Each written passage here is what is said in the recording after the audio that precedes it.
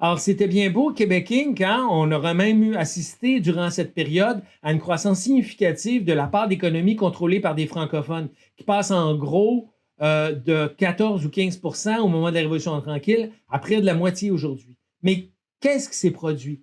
À quel moment le sable s'est engagé dans l'engrenage? C'est bien sûr la mondialisation.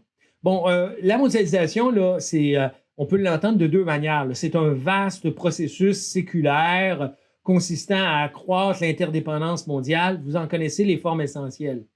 Mais on peut avoir aussi une définition plus stricte de la mondialisation, comme un processus qui a vraiment eu un début, un milieu puis une fin, et qui coïncide avec un événement charnière, c'est la chute du mur de Berlin et la fin de la guerre froide.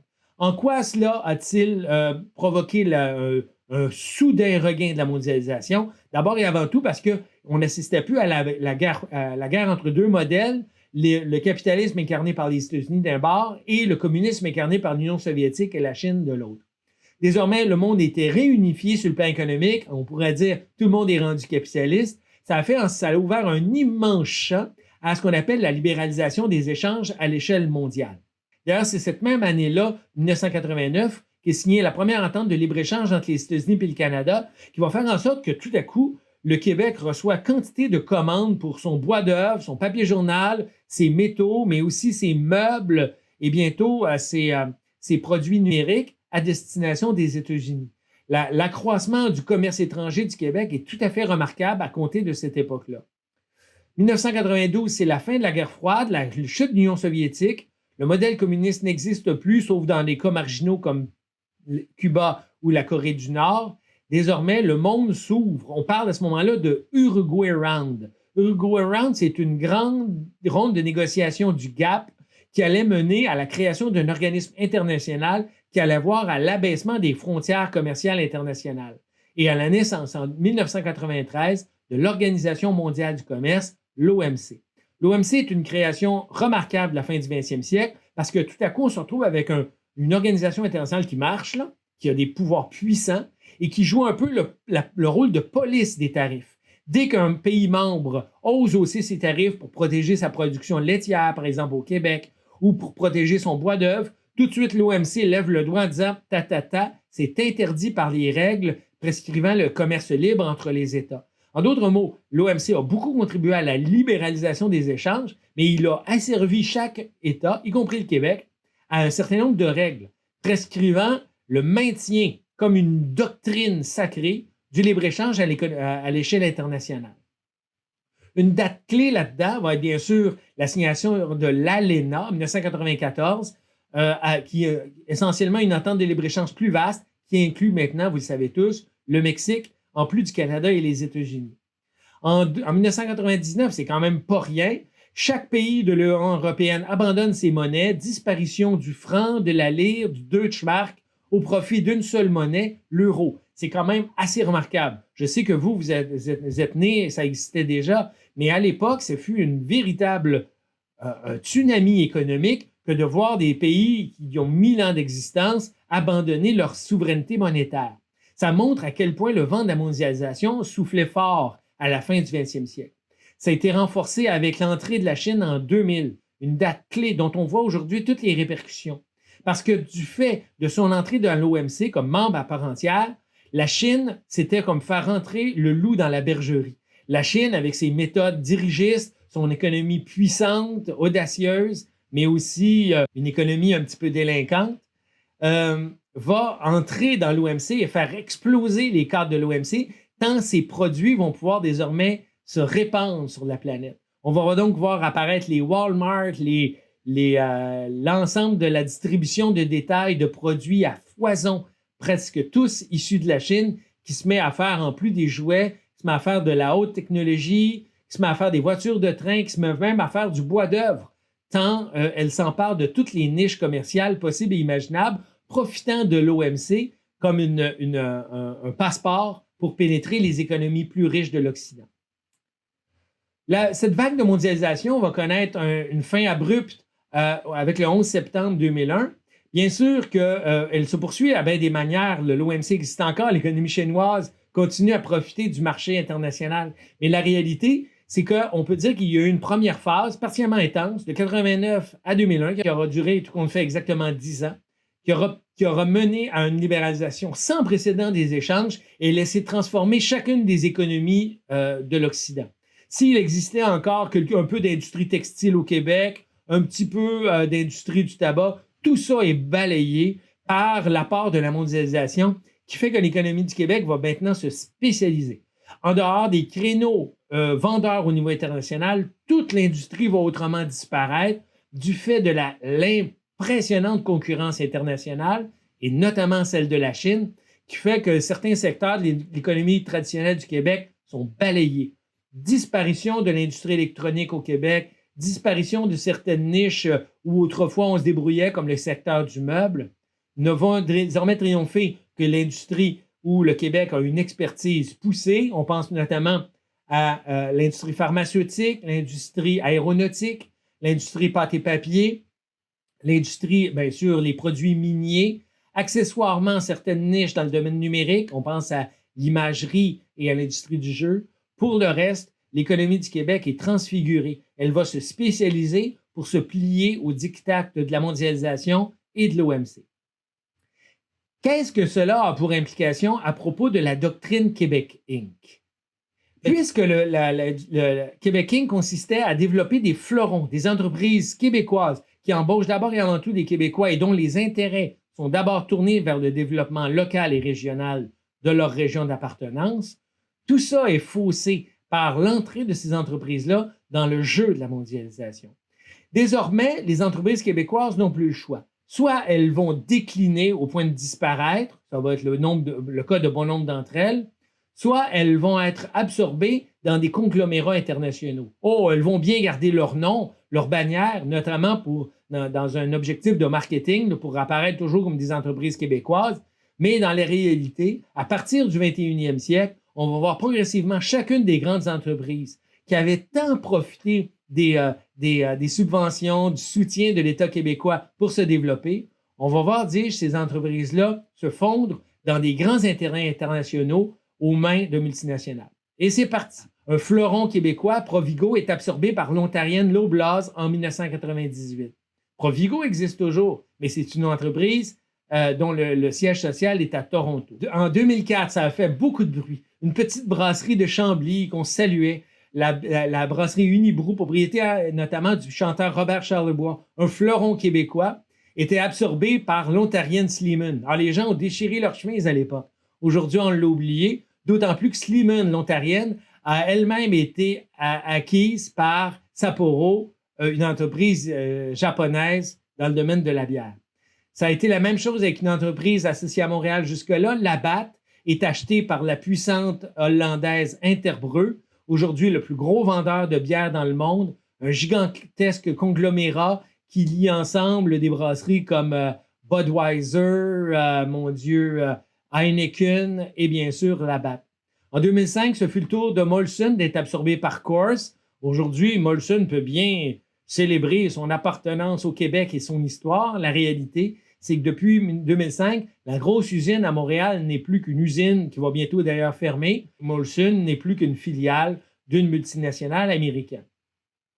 En 2007, une entreprise remarquable du Québec, l'Alcan, qui avait fini par devenir une entreprise proprement québécoise, son siège social à Montréal, est absorbé. En premier temps, le géant français Péchinet et dans un deuxième temps, l'Australienne Rio Tinto. C'est une des grandes entreprises dans le domaine minier aujourd'hui, ce qui fait en sorte que l'Alcan a perdu toute identité canadienne, même si le nom existe encore. Ça fut le cas avec aussi toutes les entreprises dans le domaine des pâtes et papiers, mais aussi du bois d'œuvre. Aujourd'hui, une seule entreprise d'origine hollandaise, anglo-hollandaise, Bowater, possède l'essentiel des ressources en bois du Québec. Des entreprises autrefois florissantes comme Domtar, Canada Paper, la Price Brothers, la BTB Price, sont toutes absorbées au sein du conglomérat Bowater. Ces entreprises-là, pourtant québécoises, avaient profité de l'aide de l'État pour s'accroître. Elles ne sont plus aujourd'hui que des filiales de multinationales. Et puis, ça s'est multiplié. Il y en a encore de nos jours. Depuis 2016, Saint-Hubert, Rona, le Cirque du Soleil sont toutes passées à des mains étrangères. J'ai fait cette infographie-là en 2017, mais j'ai donc recensé que 22 entreprises. mais j'aurais pu facilement atteindre le 30 si je faisais un état des lieux à l'heure actuelle. Je commencerai par rappeler donc, par exemple, que certaines entreprises là-dedans existent toujours. La plupart, leurs noms vous sont familiers. Mais ce qu'il faut saisir, c'est que leur siège social, leur financement, leur conseil d'administration, bref, leur cœur a quitté le Québec pour davantage participer à la grande aventure de la mondialisation. Ça a des impacts assez significatifs dans certains cas. Par exemple, lorsqu'on a un Walmart qui se fournit strictement à des fournisseurs internationaux qui s'installent, par exemple, à La Prairie, à Chambly ou à Sherbrooke ou à Rimouski, à chaque fois, c'est des dizaines de fournisseurs locaux qui doivent fermer leurs portes parce que ces entreprises-là n'ont aucunement intérêt ou même envie de se fournir auprès de producteurs locaux. Et ça montre à quel point l'idéologie de Québec Inc. avait été précieuse pour le développement de filières dans le domaine économique. Ces filières-là se tarissent du jour où une entreprise, comme par exemple comme Provigo, cesse de se fournir en fruits et légumes québécois pour davantage appartenir à une entreprise de Toronto, Loblaws, qui, elle, n'a pas d'état d'âme de se fournir au Mexique, au Pérou ou bien au sud de l'Ontario pour approvisionner ses étagères de Provigo au Québec. De la même manière, Biochem Pharma, qui était une grande pharmaceutique québécoise, a été acheté par Shire Pharmaceuticals en 2000, laissant toute la filière de la recherche et du développement au Québec en friche, un secteur qui s'est beaucoup appauvri ces dernières années, le domaine pharmaceutique. Dollarama, contrairement à ce que vous pourriez croire, était au départ une fière entreprise québécoise spécialisée dans la vente de produits à bas prix et désormais un maillon dans l'empire de Bain Capital à New York. Unibrew, j'en ai parlé rapidement tantôt, passé à Sleeman puis à Sapporo en 2004. Unibrew qui brasse la maudite, la fin du monde ou la blanche de Chambly peut paraître une entreprise bien de chez nous. Elle est désormais essentiellement une bannière d'une grande multinationale japonaise. De la même manière, Labatt et Molson, l'une est passée du côté d'InBev ou Interbrew aux Pays-Bas et l'autre, Molson, Miller Coors, etc., siège social, Denver puis Chicago. La Stanza, c'est des produits de lingerie, en tout cas, c'est ce que me dit ma blonde. Et effectivement, c'était un fleuron de l'industrie québécoise de la distribution de la mode féminine. C'était racheté par Arkin Limited Brands, qui est un gros holding financier international dont la Stanza n'est plus d'aujourd'hui qu'une bannière. Les biscuits Vio, les fiers producteurs de Whippet, de biscuits, Joe Louis, etc., une entreprise typique de l'Est de Montréal, qui avait d'ailleurs donné son nom à la rue Vio. Une entreprise bien de chez nous, dis-je, a été rachetée par Dare Foods Limited et n'est plus aujourd'hui qu'une bannière présente au Québec.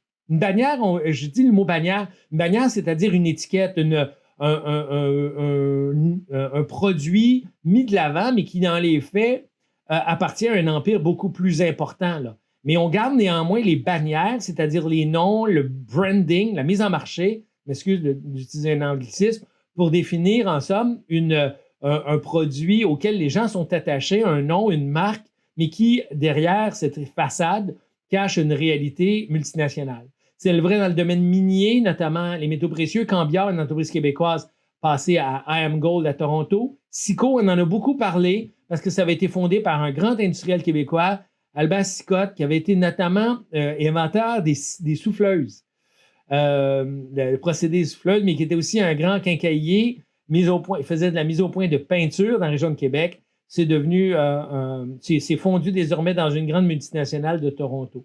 L'Alcan, on l'a dit, passé à Rio Tinto, Domtar, une entreprise des pâtes et papiers, Westhauser, qui est à peu près le seul concurrent de Bowater, Abitibi Consol, passé à Bowater, Carrière, ça, c'est les franchiseurs de cafétéria.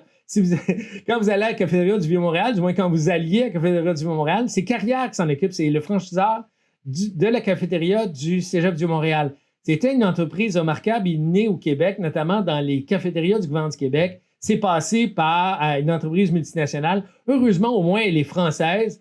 Ils auraient craint que ça passe aux multinationales américaines, mais les Français s'y connaissent quand même un peu en termes de bouffe. On n'a pas à craindre la qualité des aliments qu'on mange au Cégep du Vieux. En attendant, je vais plus vite. La Bourse de Montréal elle-même a été vendue à des intérêts de Toronto, ce qui en dit long.